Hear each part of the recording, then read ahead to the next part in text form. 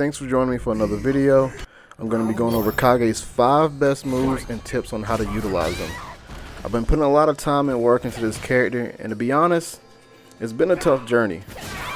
But I was able to come up with some tips that help level up your Kage fast. Alright, I don't want to waste anyone else's time. Let's get this information out lightning speed like. Alright, at number 5 we got his multi-hitting fireball. The user's move is half circle back in the punch button. And Kage isn't a zoner, but he does require you to control the spacing with him. This move is kind of slow, and it can be reacted to with a jump in if your opponent is anticipating you to do a fireball. However, this move keeps your opponent on their toes with multiple hits for fireball, and it can also change the speed. If you do the light fireball, it comes out faster, and it has 1 hit, and it's with slow speed. If you do the medium version, it gives you 2 fireballs or 2 hits with moderate speed and moderate startup. And you do the heavy version, it's a longer startup but faster speed and has 3 hitting attacks for it. Performing the EX version, this move up close is positive 6 frames if your opponent blocks it. Sometimes I really don't recommend using the EX up close because it is a gap and your opponent can sometimes interrupt you before it comes out. Alright, coming in number 4, we got his crouching medium punch. Kage has some really stubby moves, like zero reach. Like for real, his reach is ridiculously short. But the move does have decent priority, and it has a good hit confirmation into combos. And even on block, it's 3 frames on block. So it gives you a chance to pressure your opponent. Alright, don't get me wrong, Kage definitely has some other good normals, but this one just stands out because it's good all across the board. And at the same time, it helps keep the pressure a bit on your opponent so they're not constantly pressing buttons. So it's kind of a win-win. Alright, next on number 3, we have his target combo, forward hard punch and hard kick. Again, this has short reach but good priority, and it has a crush counter element into the mix. It's not the fastest move by a long shot, but it does have decent active frames, which I believe is 4. The reason why this move is so important is because it is used frequently in your neutral game. And the best way to use it is for a crush counter and to cancel into your V trigger. It will take some time for you to figure out the spacing in order to use this move properly, but once you do, you'll realize just how strong it is. Alright, and second, we got his critical art, or his super. Going through all of Kage's EX moves, I really couldn't find an important use for them other than extending your combos, which are great for damaging combos when you get the opportunity. But when you're in neutral, I find myself not using the EX meter as much and relying solely on his critical art instead. Alright, so real quick, let's just go over his EX moves to explain why I think his critical art is a little bit better. Both of his EX fireball moves is half forward circle back and his forward circle. They have plus frames on block, but you can use another special move that is also plus on block without using meter. Then he has EX hurricane kick, which is good for extending combos, but again, you can use other moves to extend your combos as well that works just as good. His EX Dragon Punch is different. It is a great get off me tool, and I do recommend using it when you get a chance, but still, you won't be using it all the time. But using his regular super is fully invincible on frame 1 is a really good or really easy hit confirm for your combos.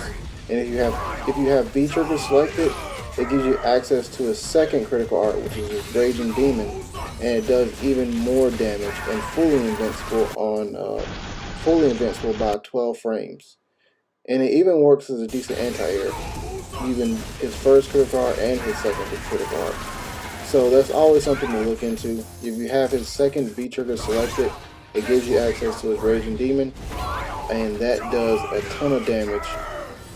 So again, I just recommend using his critical arts over his EX moves.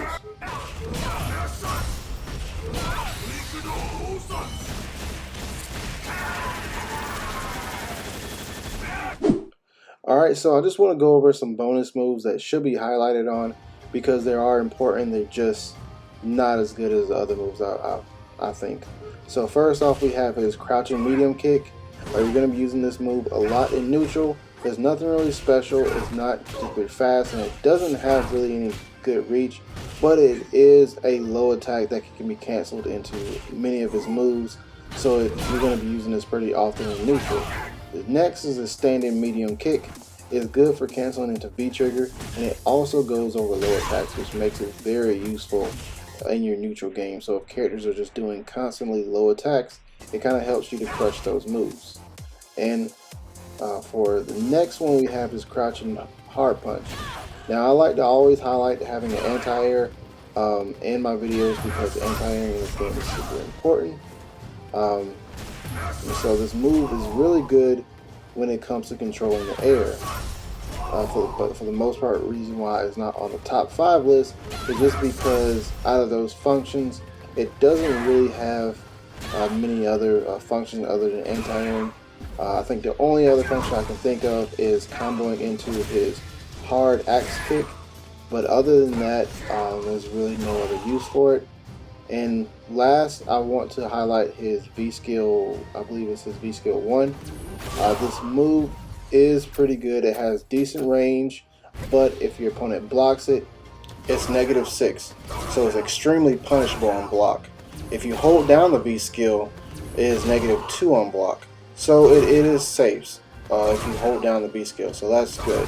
The reason why I want to highlight this move though is because it has access to a crush counter, which is always good. So if you hit your opponent during a counter hit, it crush counters. If you charge the move until it's level 2 and you hit them and it's a counter hit, it adds a crumble effect. And both of these, level 1 and level 2 of his V skill 1, can be canceled into his V trigger, so that is always good as well. So the main reason why I didn't put this on this list is because this move loses to low attacks, so anyone can just sweep you while you're in the middle of the move, and it'll do a crush counter and it'll just hit you out of it.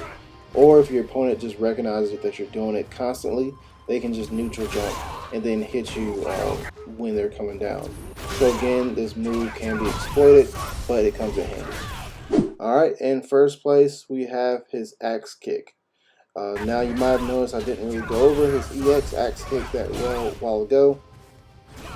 You're going to be using this move for everything you can think of. It's good for combo extensions, canceling into your V trigger.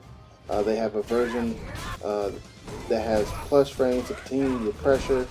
The EX version even has an overhead to keep your opponent blocking high. You can even cancel both of your critical art moves from the axe kick. The light axe kick is punishable on block by -4. The medium is safe on block by being -2. The heavy version is a little bit slower, but it's +3 on block, and if it hits, it's +5. So this allows you to extend your combos even more. Alright, that's going to be it for Kage. Sorry about the audio, that'll be taken care of next video. But if you got this far, I really do appreciate you tuning in. So I'll up this bonus clip to show off Kage's damage. Alright, thanks again. Take care, guys.